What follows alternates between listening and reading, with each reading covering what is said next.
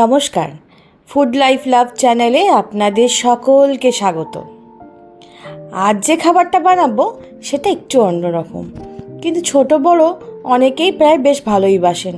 আর এগুলো বাজারে কিনতে গেলে না, সত্যি বলতে অনেকটাই দাম পড়ে যায়। আর তারপর এতদিন ধরে রাখার ফলে কবে বানিয়েছে প্যাকেটজাত খাবার আমাদের একটু খেতে একটুখানি সংশয় জন্মায় মনে। তাই আজ বানিয়েই ফেললাম বাড়িতেই খুব সহজ পদ্ধতিতে কম সময়ে চিকেন সসেজ। আর কিভাবে বানাবেন স্টেপ বাই স্টেপ সেটাও আপনাদের সামনে তুলে ধরলাম। আপনারা দেখতে থাকুন, তাহলেই আপনাদের কাছেও খুব সহজ হয়ে যাবে। এখানে 1 কেজিরও বেশি আমি চিকেনের সলিড পিস নিয়েছি। দেখবেন অনেক সময় মাংস আসলে না, আমাদের সলিড পিসগুলো তো খেতে ভালো লাগে না, সেগুলো রেখে দেওয়াই থাকে। ঠিক সেরকমই খানিকটুকু ছিল, আর 1 কেজি মতো আমি কিনে এনেছিলাম।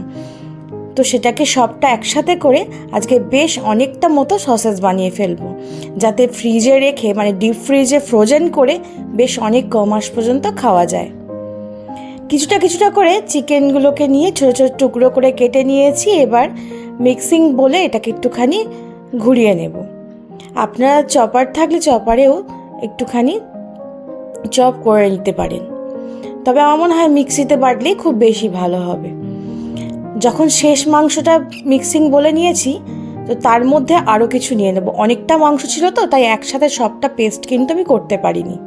তাই বাকিটুকু চিকেন দিয়ে তার মধ্যে 2টো ডিম, 2 চামচ ময়দা, 1 চামচ কর্নফ্লাওয়ার, আর তার সাথে দিয়ে দেব পরিমাণ মতো লবণ, চিলি ফ্লেক্সটা আপনারা আন্দাজ করেই দেবেন। আমি একটু বেশি পরিমাণেই দিয়েছি। তার সাথে দিয়ে দেব অরিগ্যানো। আপনারা অরিগ্যানো বা মিক্সড হার্ব যেটা খুশি ইউজ করতে পারেন। আমি এখানে অরিগ্যানোটা দিয়েছি। আর তার সাথে দিয়ে দেব গোলমরিচের গুঁড়ো ছোটো চামচের 1 চামচ। এর সাথে দিয়ে দেবো ছোটো চামচের 1 চামচ আদা বাটা, ছোটো চামচের 1 চামচ রসুন বাটা। আদা রসুন কিন্তু খুব বেশি ইউজ করবেন না, তাহলে রসুন আর আদা একটা কাঁচা গন্ধ থেকে যাবে। মাংসটাকে সবটা খুব ভালো করে পেস্ট করে নিয়ে আগে যে মাংসটা মিক্সিতে বেটে রাখা ছিল তার সাথে খুব ভালো করে মিশিয়ে নিয়েছি। এবার সব শেষে দিয়ে দিলাম বড় চামচের 2 চামচ মতো সয়া সস। সেটাকেও ভালো করে মাখিয়ে নিয়ে এবার হাতে হাতে যেরকম আকারে আপনারা গড়বেন আর কি, মাপটা আপনারা নিজে আন্দাজেই করে নেবেন। আমি প্রথম দিকে একটু সসেজগুলো বড় সাইজে করেছিলাম, যেগুলো আমরা পাস্তা বলুন বা পিৎজা বানালে ইউজ করতে পারি। তাই একটু বড় করে কিছু সসেজ প্রথমে বানিয়ে নেব। 1 মুঠোরও বেশি করে চিকেনের ডো নিয়েছি। ডোটা নিয়ে একটা কাঁচের প্লেটের মতো দেখছেন এরকম রোল করতে দেখবেন বেশ লম্বা আর একদম চিকেন সসেজের মতোই আকার চলে আসবে। আমি কোনো রকম ফয়েল পেপার এখানে ব্যবহার করব না।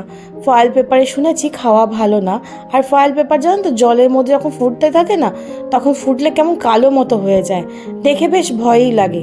আর যখন বাড়ির সন্তানরা খাবে তখন তো একটু বেশ ভয়েই রান্না করতে হয়। তাই তাদের ভালোর জন্যই আজ আমি কিন্তু কোনো রকম ফয়েল পেপার ইউজ করব না। অনেকেই ভাববেন ফয়েল পেপার ছাড়া কীভাবে সে সসেজের শেপটা আসবে। এরকম করে করবেন, দেখবেন আপনাদেরও কিন্তু খুব একটা টাফ কিছু লাগবে না, খুব সহজেই হয়ে যাবে। তবে কাঁচের থালাতে সামান্য একটুখানি তেল ব্রাশ করে নেবেন। আর যখন ডোটা নেবেন তখন হাতে খুব সামান্য একটু তেল বুলিয়ে নেবেন, তাহলে দেখবেন খুব সহজেই সসেজগুলো হয়ে যাবে। দেখছেন ঠিক এরকম। আমি একটু তাড়াতাড়ি করেছি, আর একটু সময় নিয়ে করলে না আরও সুন্দর করে আকারটা চলে আসে। এবার যতগুলো বানানো হয়েছে একটু ভাপাতে দিয়ে দিই। একটা মোমো স্ট্যান্ড বসিয়ে দিয়েছি। যদি আপনাদের কাছে মোমো স্ট্যান্ড না থাকে তাহলে একটা ফুটো ঝুড়ির মধ্যে এভাবে জলের গামলা হোক বা ডেচকির উপরে বসিয়ে দেবেন, তাহলেও কিন্তু হবে। এবার একে একে চিকেন সসেজগুলোকে আমি ফুটো ঝুড়িটার মধ্যে দিয়ে দেব। তবে আপনারা খেয়াল রাখবেন সসেজগুলোর মাঝে যেন একটু করে ফাঁকা জায়গা থাকে, কারণ সসেজ যখন পুরোপুরি সিদ্ধ হয়ে যাবে ভাপে, তখন কিন্তু বেশ অনেকটা ফুলো হয়ে উঠবে। এটা ঢাকা থাক। দেখুন 20 মিনিট পর খুলে দেখবেন, আর গ্যাসটা অবশ্যই কিন্তু মিডিয়াম করে রাখবেন। সসেজগুলো কিন্তু আমার একদম তৈরি হয়ে গেছে, পুরোপুরি সিদ্ধ হয়ে গেছে। এবার একটা টং দিয়ে সসেজগুলোকে সব তুলে নিচ্ছি। আবারও ওই পাত্রে একইভাবে অয়েল ব্রাশ করে আমি সসেজগুলো করতে দিয়ে দেবো। তবে ওভারকুক করবেন না, ওভারকুক করলে কিন্তু সসেজগুলো শক্ত শক্ত হয়ে যাবে। তাই আপনারা 15 থেকে 20 মিনিট দিলেই বুঝতে পারবেন খুব ভালো করে সসেজগুলো কিন্তু ভাপেই সিদ্ধ হয়ে গেছে, মানে কুক হয়ে গেছে। দেখছেন কালারটা চেঞ্জও হয়ে গেছে, আর কালার চেঞ্জ হয়ে গেলে বুঝতে পারবেন যে আমার চিকেনটা খুব ভালো করে সিদ্ধ হয়ে এসছে। একইভাবে একটু তেল ব্রাশ করে নিয়েছি, তার উপরে দিয়ে দিলাম সসেজগুলো। একটু ফাঁকা ফাঁকা করে দিতে হবে, যাতে ফুলে উঠলে একটার সাথে একটার গায়ে যেন লেগে না যায়। চিকেন সসেজ তো খুব প্রোটিন রিচ খাবার আর স্বাস্থ্যের জন্য খুব উপকারী, তাই বাচ্চা থেকে বড় সবারই খাওয়া কিন্তু বেশ ভালোই। তো আপনারা অবশ্যই একবার এভাবে চিকেন সসেজ বানিয়ে বাড়িতে অবশ্যই একবার ট্রাই করে দেখবেন, আর আমাকে কমেন্ট করে জানাবেন আপনাদের চিকেন সসেজ কেমন লেগেছে। এবার কিছু চিকেন সসেজকে আমি একটু বাটার, আপনারা অলিভ অয়েলও ইউজ করতে পারেন, একটু সতে করে নিলেই হয়ে গেল, একদম রেডি। এভাবে একবার বানিয়ে আমাকে কমেন্ট করতে কিন্তু ভুলবেন না। ভিডিওটা ভালো লাগলে একটা লাইক করে দেবেন, সাবস্ক্রাইব করে নেবেন নতুন বন্ধুরা। সবাই খুব ভালো থাকবেন, সুস্থ থাকবেন আর সকলকে ভালো রাখবেন।